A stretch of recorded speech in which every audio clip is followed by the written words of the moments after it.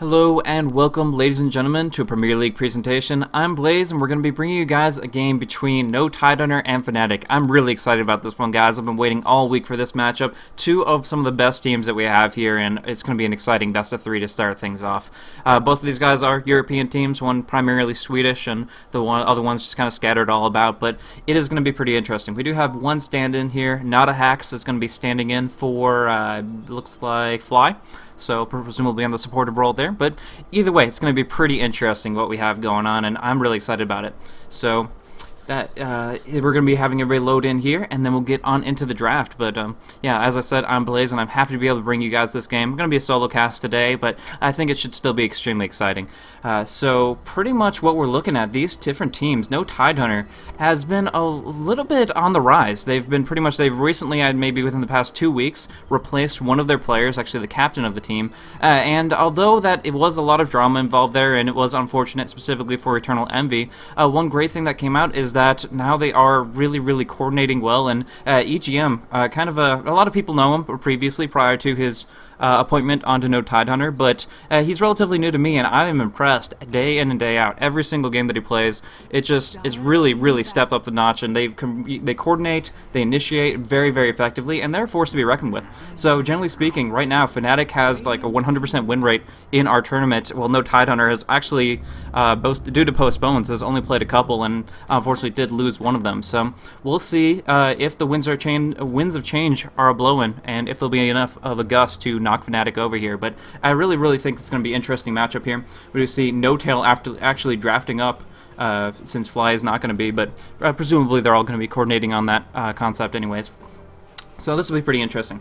We do still have Trixie here. He did make it. I wasn't sure who was going to be the stand-in there, but obviously it is Fly taken out, which leaves an interesting option here. The one thing to mention about Trixie and his playstyle, in synergy with his entire team really, is the fact that he plays Nature's Prophet so amazingly well. Trixie, whether he's using the jungle, using the offlane, it doesn't matter. What he can accomplish with that hero through his teleport ganks early on, starting getting full control of the map very effectively, is extremely impressive. Really, it honestly is. Actually, talking in a Virtus Pro post-match interview, one of the ones we had, they said pretty much you have to pick up the Nature's Prophet or ban it out, because otherwise they're going to play their style of game. They're going to get early pressure out that you just can't imagine to counteract, and from there they're going to have control of the map. So we'll see if that's exactly going to come true. No Tidehunter deliberating about their last ban, but I'm excited about it, and curious to see exactly what they have in store for us here. So that is pretty much what I'm thinking. One thing about Fnatic and their lineups, they generally like to go for a lot of global presence, maybe kind of play a little bit of their Rat Dota style, where they are just a thorn in the enemy's side, where they jump around back and forth, they get picked by Keeper Light, and then get some with Boots of Travels, just different things to manipulate, split push, be all over the place. And they really can't focus on one thing and just forge ahead towards one specific long-term goal, then it's going to be those little pokes and prods from the sides that are eventually going to wear No Tidehunter down. So hopefully they're going on into this with a very major focus here. I mean, just yesterday they had some great success in multiple tournaments, but it's going to be interesting one way or another. Looking at the draft here, we do see the Darkseer and the Nyx Assassin taken off, as well as the Wisp and the Lifestealer. That does leave open certain heroes, such as the Keeper of Light, the Bat Rider, two very popular heroes for both teams here. But specifically, obviously, the Ezreal is picked up here. And I already mentioned one of its potential is they love to run Boots of Travels on multiple heroes, and if you combine that with Recall, you can always be split pushing a lane, always be in an aggressive position, putting pressure out in one spot, and then 3 seconds later you're in the fight, you're in the action, and you're able to accomplish a lot through that. So it's a very powerful hero, and of course it will also set up Era very nicely to carry on away. Now Fly generally picks up the Keeper Light, I'm assuming not a Hacks will in this circumstance here, but it's just a really great support to kind of just project your carry into a mid to late game role, because you can infuse his mana, make sure he's sustained on the lane. You use the Illuminate for harassment, either up against one hero or up against 3, and then from there you just have a lot of potential with that Recall Blinding Light to scale into the late game yourself. So really think it's a solid pick, but No Tidehunter answering back with a couple of really interesting things. Batrider picked up. I'm curious to see if S4 will be opting for that. I presume that'll be the case, but we'll obviously have to see. But the more important thing here, or the more notable thing at the very least, is the Lone Druid picked up by Admiral Bulldog. That is his hero 100%. That's actually the reason that he got picked up on this team. Like, I think he's played, like, I don't know, 700 Lone Druid games or something like that. It's just, he knows this hero inside and out. If anybody can play Lone Druid to go up against the Coddle lineup or to go up against any lineup in general, it's going to be this guy here. So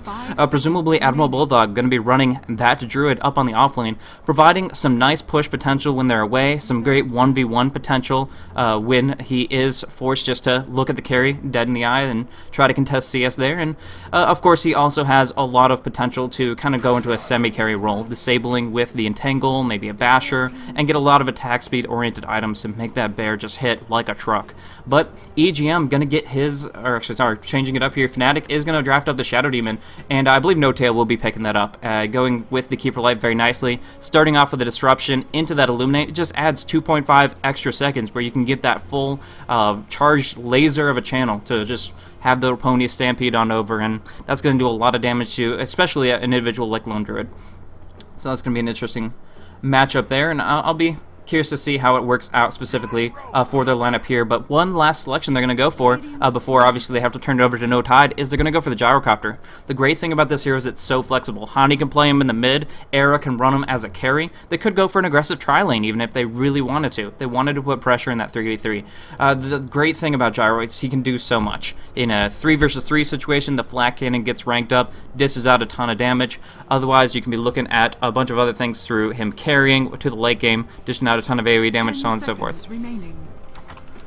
But beyond that, he, like I said, he can run the mid, maxing his Rocket Barrage. He's great 1v1, even up against a Batrider. So cool. I'm really excited to see how they're gonna play this one out here. And all these players in general are just so talented on an individual level. So seeing the opportunity to have their individual skill just kind of met head to head, a little bit of a clash of the Titans here, it is gonna get wild pretty quickly here. Now, we see No Tidehunter actually picking up Ake's signature Chen. That's going to make it so that they can start pushing very, very early on, whether down on the bottom, where he's going to most likely set up shop with the jungle there and just get a good Wild Wing or a Dark Troll Summoner to push away. Or you could see Lone Druid with that level 7, level 8, make sure that the bear has the Demolish to put pressure on the top tower. So wherever they go, they're going to be battering down the towers, and pretty much Fnatic is going to have to scramble back and forth, bounce the Ezreal to different lanes to make sure that they are going to be able to survive. So that is going to be Fnatic's objective here, is just to turtle a little bit, at least for the first 15 minutes, to try to nullify the advantage of that Chen. Because after the first 20 or so minutes, if Chen hasn't made a substantial impact on the game, you've kind of wasted that pick a little bit. I mean, yeah, he could go for like a late game Mechanism, Scythe of Vice type thing, but generally speaking, his power is in those neutral creeps and in the early Hand of God action. So that's really what they're going to be looking for, and we'll see if Ake can make that impact that he needs to. But it does solidify Batrider's position on the mid lane here. Batrider will go mid. He will try to contest either the Gyrocopter or whatever Fnatic drafts up here, and I'm curious to see how to play out. So that's going to be presumably an S4 Batrider, and he plays it really well, just stacking up the Napalm harassment. It's pretty well countered by the Magic Stick, but it's still one of the best 1v1 laners in the game, seriously.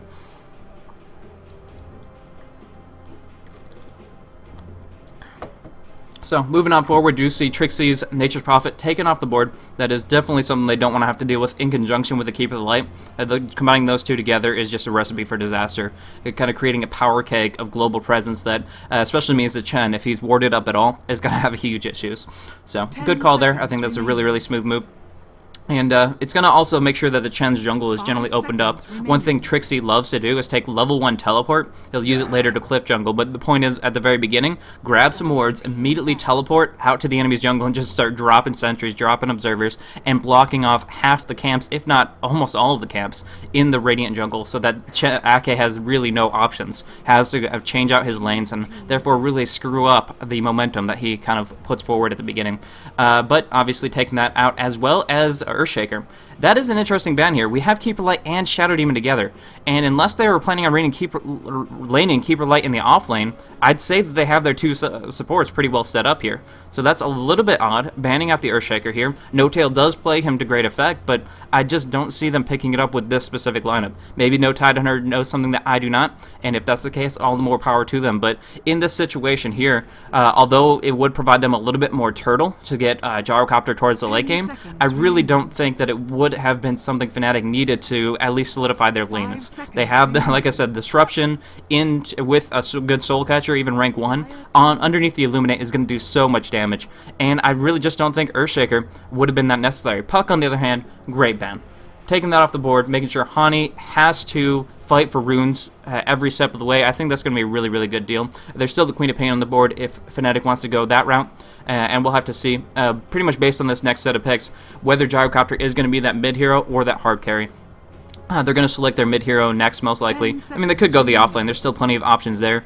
Trixie's a really great bounty hunter, for example, but they're going to go with PL. So Gyro is going to run the mid, and they're going to run, as people call it, the Cancer Lancer, with the Keeper of the Lancer, kind of synergizing there together with the Shadow Demon in a very powerful tri-lane. They can go for an aggressive tri-lane and put pressure down on bottom lane because Chen, although he has good right-click presence and a little bit of disables if he can get in range, he doesn't have anything early game to deal with that amount of just crazy burst. You go with the Spirit Lance on top of the Disruption Illusions and the Illuminate going across. That's well over half of somebody's life. That's actually closing in on about 70% of most heroes' HP. It gets pretty ridiculous how quickly it builds up. So in that regard, although the Chen creeps might be able to soak up the Soul Catcher, they don't really contribute that much more in those engages. And I think in that sense, if Fnatic wanted to go aggressive, they definitely have that opportunity. But generally speaking, Phantom Lancer just wants to go to late game. He wants to go and just get some really good items, defuse a blade, rank up the Juxtapose and Phantom Edge, so that he can just split push away while the supports are elsewhere. Now this is interesting. This is something that I haven't seen in quite a while. Shadow Shaman is really, really synergetic with no Tidehunter's lineup. Picking up that, going with the Serpent Wards will set it up so that as soon as Shaman has level 6, they can take down any tier 1 they want. With the Lone Druid Bear, with the Chen, I mean, all these different things kind of add up really, really quickly to show that the towers are not going to stand a chance. If they get an opening, if they even get 2 kills on the board, then suddenly No Tidehunter has the potential to take huge momentum impacts in the game, take the long-term objectives of those towers to get huge gold advantages right off the bat. And even if Fnatic drafted up a bounty hunter, which they definitely don't want to do here, it's still going to give them plenty of options. So this is really, really interesting. It's picking up the Alchemist is definitely something that I did not think that they would be going for, but pretty much what they're going for is a tri-core lineup. They're going for the Gyrocopter in a solo lane. They're running the Phantom Lancer, or more like actually the Alchemist is almost guaranteed. I would definitely say the Alchemist is going to go with Shadow Demon and Coddle, because charging up that concoction is just as effective as all the other combination of abilities that we've seen. So throwing Phantom Lancer up on the top lane, Gyrocopter in the mid, and then Alchemist down bottom with Shadow Demon and Keeper Light is a great way to counteract the pressure that we're already seeing. But Phantom Assassin getting picked up by No Tidehunter, these guys are playing some really risky cards, putting everything on the table here. They've been trying out a couple different heroes, trying to expand their pool a little bit, and now we're going to see Alchemist and Phantom Assassin, as well as Shadow Shaman, picked up in this No Tidehunter versus Fnatic Game 1 of Best of 3. That is just... couldn't have asked for something more interesting. That's for certain. So I'm really curious how this is going to play out. It looks like Nadahax and Era, as well as No-Tail, are going to go down on the bottom lane. Hani going to pick up the mid, of course, and Trixie will be, you can call it off lane, I call it safe lane. Trixie's going to be up on the top. That's going to be the more important thing there. So Ake, EGM, and of course Loda will be looking at the bottom lane. Then we'll have S4 and that Bat Rider in the mid. Lone Druid, Admiral Bulldog up top, and that's I gotta say, the only great thing about No Tidehunter's composition right here. Lone Druid versus Phantom Lancer, that's going to be a pretty easy matchup for Admiral Bulldog, at least to win in CS, if not to harass him down a bit. So interesting plays. Is there an issue? Looks like everything seems okay. But anyways, we do have a quick pause coming on out. So as I introduce the players there, I guess I'll do it one more time real quick. We do have Admiral Bulldog on his Lone Druid, Ake on the Chen, EGM on the Shadow Shaman supporting it up here with a cool little hat on top of that.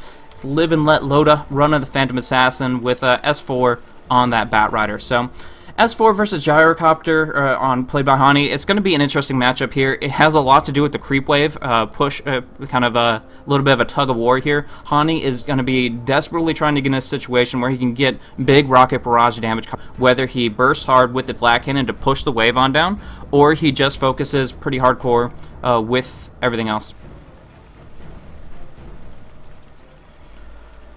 So I'm not sure what's going on with the other caster, but hopefully he'll be able to connect on him. We did try a couple of different multilingual type options for the next couple of casts here, so some Vietnamese options or German. You can check out their streams. They're listed on the Reddit post that somebody can link if they want to, but either way. Starting things off, this is going to get pretty wild. Clarities on Keeper Light shows he doesn't want to go for Chakra Magic at rank 2. He wants to put pressure with Illuminates early, and I don't blame them one bit. Combining Concoction and the Disruption means that he's going to get max rank Illuminates every single time, and there's not too much that can be done to disrupt that fact. It looks like S4 is going for a standard 3-branch Tango build. Chen going to be picking up a couple of Sentries, a Smoke, and a Ring of Protection. Looking for Basilius, looking for a fast push, but the question is whether or not they'll be able to get any experience off the ground right off the bat. That's really, really big deal here. We do see all 5 coming on down for the clash. Admiral Bulldog is actually bringing his bear in for this one. A lot of times leaves it up top for the rune control, but in this sense, I think he definitely would benefit from it if there is to be a level 1 engagement.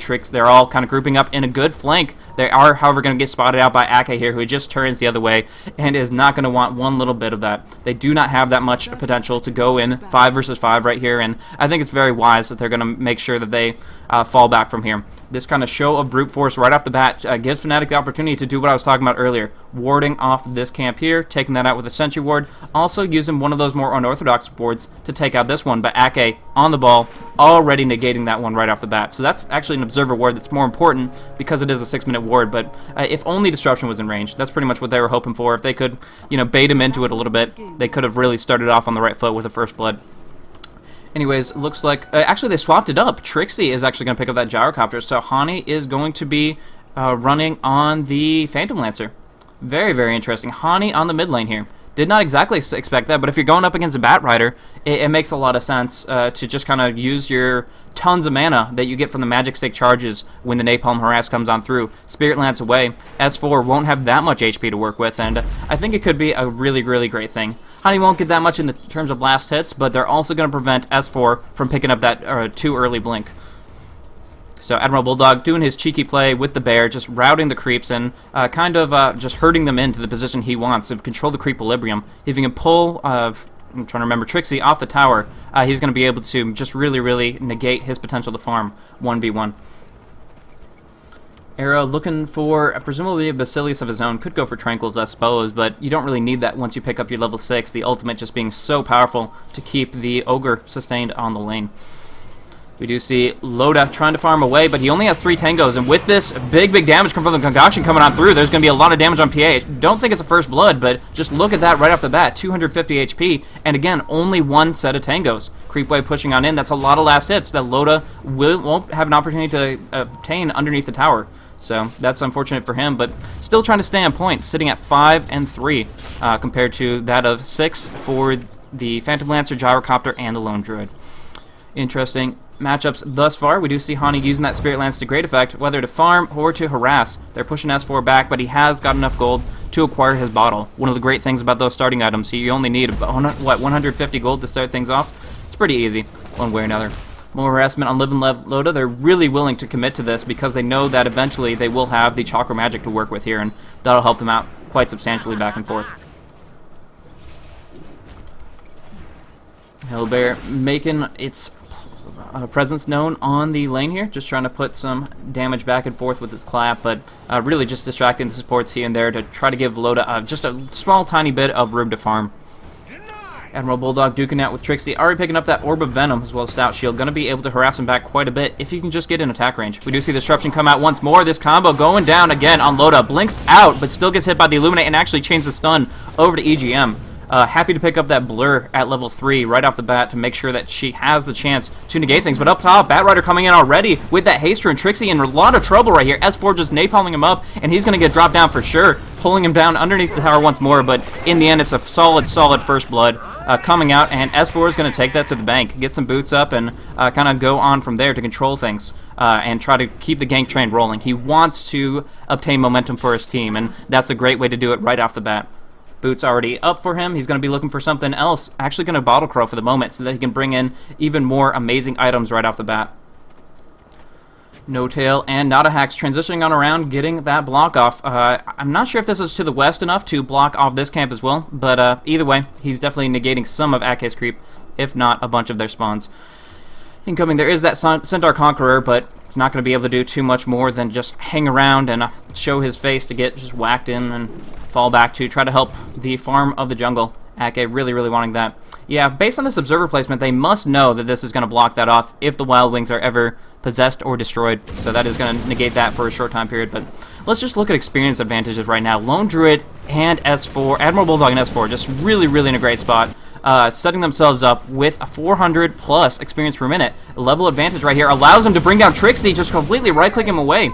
I was keeping my eye on this here, and I thought that Admiral would back off because of all that rocket barrage damage, but when you have that Orb of Venom and a rank 3 bear, he's going to be able to have that entangle proc, always that chance to pursue, and now that he has Boots of Speed, and he's just able to stay on target so effectively, and a Lone Druid will have that summon coming back up in 30 seconds, and from there negating most of the damage that was received by the gyrocopter. So kind of back and forth, but just really nice play using the orb, and I guess you could technically, you can't really call it orb walking, so to speak, but he was animation canceling effectively to increase his attack damage and force Trixie back once more, which is really bad for him. Starting out now, Trixie is only at level 4, and as far as last hits go, he was doing alright for a little bit, sitting at 18 and 2, but now Admiral Bulldog just completely de-laning Trixie in that 1v1. So I'm curious to see how this Phantom Assassin plays out in the long term. It, of course, does give them a lot of late game potential. The coup de grace, one of the best DPS enhancers, if you can just get a little bit of lucky RNG or attack enough times for that pseudo-random number generation to take effect there and actually get those big crits one way or another. But as far as dueling it out with the Alchemist, the best aspect of this is the fact that they have the potential to get, I believe, 35% evasion built into the hero right off the bat with a rank 4 passive. From there, right-click oriented heroes like the Phantom Lancer, like the Alchemist, aren't going to be able to make that much of an impact comparatively. Ake trying to put some pressure out, but really, what can he do right now? He's sitting at level 2. He only has a rank 1 Test of Faith, no neutrals. Well, one neutral, Wild Winging it up, but you know that tornado damage can only do so much here, and they're just going to burst it down very quickly themselves. So, trying to force them out of position. They're going to take some damage here, but the Wild Wing still stands for the moment. The Illuminate coming on through, trying to finish it off, bringing it down pretty low, and it's going to fall back from here. 30 HP to remain, and he's just going to possess something out. Now up top, Trixie taking yet another pounding from Admiral Bulldog. We'll get the phase boots up on the bear soon, and from there it's going to be difficult. We do see S4 kind of going up with the Firefly, harassing back Honey, but he has enough for another Lance, and if he can just close the distance, he'll be in a good spot. But that was all about the rune race, which unfortunately, both of them were kind of participating in a non-issue here, as the rune does spawn bottom, and Ake gets a little bit of extra mana for his trouble. But with the Chen so far away and the Batrider not able to gank either, I feel that Nadahax and Arrow could put a little bit more pressure onto Loda. That Tranquil Boots will keep him sustained, but here we go. This is what I'm talking about. Trying to follow it up, but the Soul Catcher lands on the creep. He blinks away, stuns EGM once more, but the big important thing is that the Illuminate did not do the damage it was supposed to. And now with this Magic Stick, bringing him back up to nearly full, and now can Tranquil Boots up after the Acid Spray dissipates.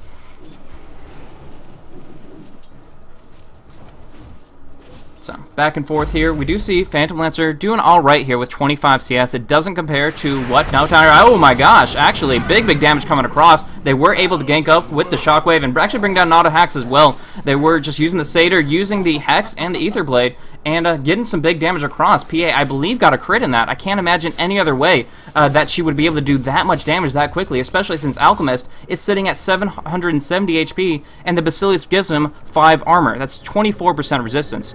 Now transitioning up, maybe trying to go for a swap or just help out Trixie up against the Bulldog. But oh my gosh, that damage down on bottom was so ridiculous so quickly. And they were able to make up so much of lost ground by getting those 2 kills. By picking that up, now we do see No Tidehunter closing in 4 for 0. We do see Lone Druid committing a lot of damage to Gyrocopter to bait in for the Alchemist, charging up that concoction. Now, big damage will come out onto the Lone Druid. He will try to ulti to get some damage. He does get a lucky Entangle proc, but instead just going to turn around and go for a 1-for-1. However, the Bears actually microed a little bit improperly, and it looks like Trixie will survive. Not so much for the Admiral. So dropping that down, we do see a kill finally on the board. Gyrocopter sitting at 1, 2, and 0. Much needed. Kind of rubber banding effect there as he'll jump up to a very solid level here with this free farm creep wave up on the top lane. Everybody going Tranquil Boots at this one. They need it to sustain in the lane. It's all about the winning the lanes here. Speaking of, down on bottom, No Tail taking a ton of damage. Live and Loaded needs 2 more right clicks, and it looks like he's going to get it with that Stifling Dagger throwing on across. So just see him. Pretty much looking at this opportunity, PA can easily 1v1 any of the supports, and using that slow, using the blink to jump in on it immediately to great effect.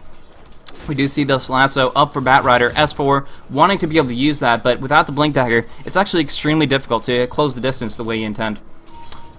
We do see coming out on the courier, starting off, the Claymore is going to come out for that PA, looking for that Battle Fury early on. If she can get a little bit of push, a little bit of cleave action against this Phantom. Oh my gosh, there comes the Shackles, now looking for some Flame Break to pull him back in. Honey has 2 stacks, so he will dry after this disruption comes on through, but S4 taking a lot of damage from that Illuminate, trying to duel back and forth. The Ether Shock actually finishes off Nada, and so they fall back. S4 and EGM just walking away from that with a lot of damage. A lot of people underestimate that Ether Shock, but doing 260 damage right now, that is immense. Now we do see No Tail very close to throwing out a rank 2 Illuminate. That's 3 seconds of Illuminate coming down. 300 magic damage, mitigated by 25%, means that they're going to be able to do a lot of damage to S4, but with this Soul Catcher, I believe, now completely expiring, means that they won't be able to kill him off. He'll just be forced back off the lane. It's pretty close, but it's just not going to cut it. Alright, unpausing on out. We do see Alchemist having transitioned up top, looking for more farm opportunities there to use his Grievous Greeds to the best of his abilities here, but not too much more to say about that, as Live and Let Loda as well as Ake, those two just pushing up like crazy down at bottom. So Loda and Ake kind of buddying it up, as per usual, the bromance of Dota 2, as it were, and these guys are going to be able to just really do a lot of damage to the bottom tower. Hani coming in to do a little bit of counter push, but taking some damage right here, being forced into his rank 3 Doppelwalk so that he can escape, but using a decent bit of mana there.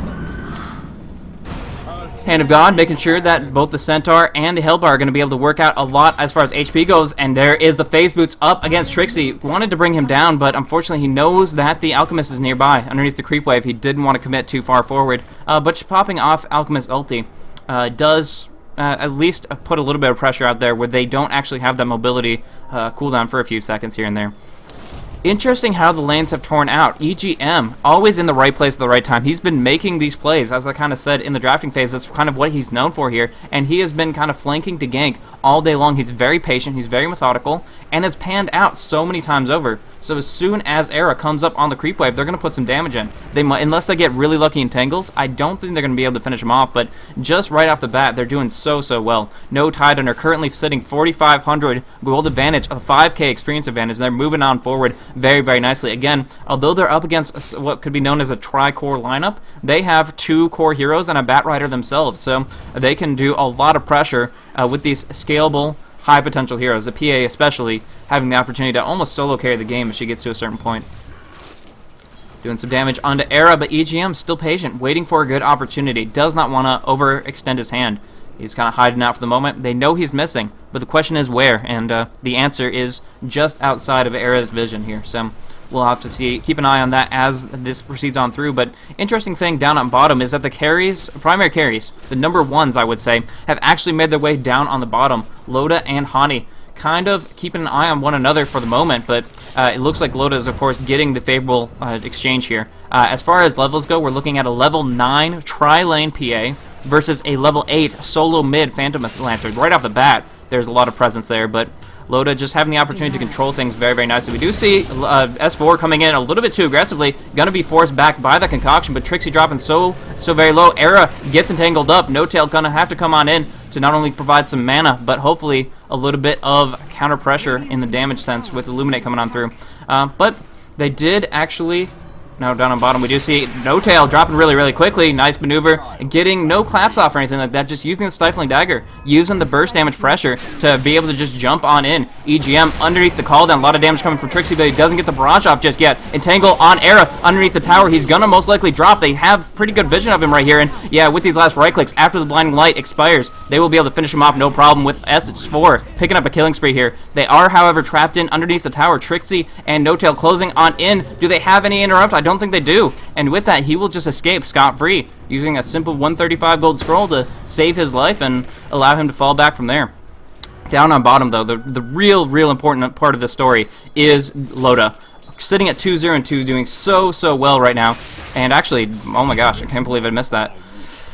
Sorry guys, up on top lane and bottom, there's just so much going back and forth here. Now we do see N trying to get that disruption. He does follow it up nicely. The rank 3 Illuminate will come on through, but EGM is just going to put a chicken up and actually get that ward trap onto No Tail. Will there be any follow-up though? Not with Era and Hani pursuing on Admiral Bulldog, finishing him off nicely and actually giving them plenty of gold here with these wards to clean up. Unfortunately, No Tail will actually be subject to the wards and be dropped down to the Shadow Shaman post-mortem. But they do get plenty of bounty from this. Hardly recompense, though, for the Tier 1 tower they just lost down on bottom. Loda, finishing up his Battle Fury in a very short period of time, actually already has it. 13-minute Battle Fury from a Phantom Assassin. Her weakest point is in this early stage, and Loda has been able to just kind of turn into a really scary carrying machine. A lot of damage, unlimited mana essentially, and a lot of potential to just push away and cleave down Phantom Lancer's illusions as well.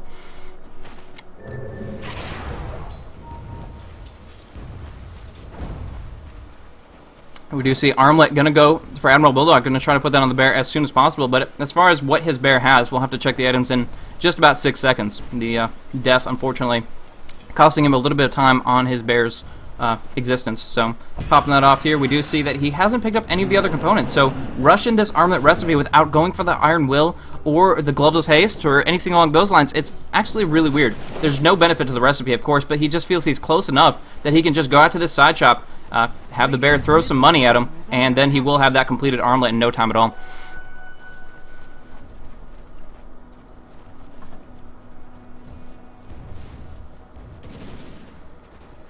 So not too much more going on. Trixie's going to try to find some farm here and there, but one thing to note is they haven't been focusing on stacking the Ancients. Their Ancients is a very essential thing for them to control and farm up to set up Gyrocopter to actually move into a mid-game presence, because right now he's been shut down so hard, sitting at only 47 CS, a lot of that from the jungle, that all he's really looking at right now are Drum of Endurance on top of his Tranquil Boots. It's pretty pitiful for a Gyrocopter at almost 15 minutes in, generally used to much greater effect in a lot of different respects. It does look like that Armlet will be ready in a short period of time. Admiral just needs about 100 more gold to finish up that powerful item, and it's a little bit weird, but what it does accomplish is provides pretty much everything that the Lone Druid Bear enjoys. He likes attack speed, he likes armor and HP, he's already got plenty of that. And although the HP isn't a factor, actually Hani coming in with a lance does not get dodged out by Admiral Bulldog. They throw the concoction, and they're going to be able to finish him off, no problem at all. 3 versus 1. That's a lot of damage. The Hand of God helps, but it only does so much. PA coming in. Loda wants to do some damage. Nice crits going across. S4 shackling up Trixie so that they cannot... yeah, he'll be finished off before there's any retaliation. EGM walking on through. Gets the Hex off, I believe. Now trying to follow through with the shackles, but the concoction goes on through. Nice focus by EGM. Shackling up the damage dealer here, and Loda going to focus on not a Hex. No problem at all. Will be able to finish him off, but Hani almost wanting to jump in, but knows that he just cannot rely on his right clicks here. The blur, even rank 1 deterring him, and also the fact that there are multiple supports nearby, it makes it extremely difficult to make something happen here, but they're going to go for it. They get the concoction, big timing on it, and it is mostly ranked up here. The Acid's probably doing a lot. He does blink away. The wards come out from EGM, and it looks like they're going to get out. Hani cannot pursue further. He has no mana left, and they're trying to turn this around. Loda, oh, here comes No Tail, buying back in. Charging up that Illuminate, gonna force back EGM here, but Admiral Bulldog still willing to go to bat up against Hani. Puts out one more of those Doppelwalks, the Chakra Magic, infusing it so much that he can just keep on spamming that out non-stop. While all this madness is happening, we do see Ake doing a great job pushing down on this bottom tower, trying to give them more long-term gold, and Era canceling out a teleport. I'm not sure if that wasn't Entangle, I don't believe, so he actually just decided to stay, but the damage is too much. 15 HP on this tower. It is fortified up. Down on bottom, we do see a disruption onto EGM. Back up top, the tower does fall to Admiral Bulldog. Now, concoction going on through. EGM taking a ton of damage with that Soul Catcher active, but will it be enough Shadow Poison stacking up, and only has it at rank 2. Down on bottom, Hani did transition down, keeping that tower up, but Ake just can pretty much roam freely, even with an Invis Rune, for what that's worth. Admiral Bulldog taking a lot of damage on his bear, using that armlet, but it doesn't really help him as far as HP. The concoction will go off on Era himself, taking too much damage. S4 will pick up another kill. Perfect time on that blink initiation with the lasso. Loda picks up a kill on the eastern end, pursuing on Trixie on the western. They're just cleaning house, routing them completely, and it looks like Trixie will fall as well with absolutely nothing to show for it.